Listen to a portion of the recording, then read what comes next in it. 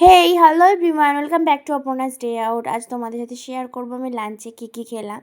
আজ খেলাম নিম বেগুন ভাজা, লাউ চিংড়ি, সয়াবিনের তরকারি আর আমের টক।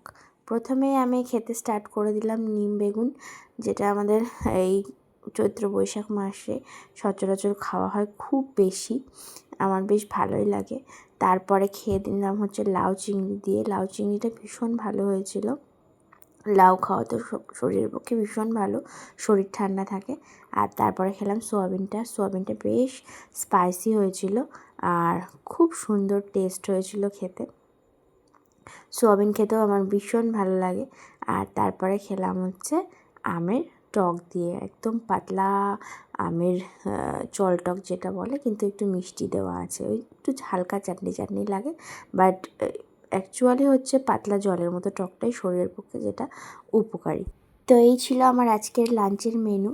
তোমরা যারা যারা ইউটিউব থেকে দেখছো, প্লিজ তোমাদের ভিডিওগুলো যদি ভালো লেগে থাকে লাইক করবে, শেয়ার করবে অ্যান্ড আমার চ্যানেল সাবস্ক্রাইব করবে।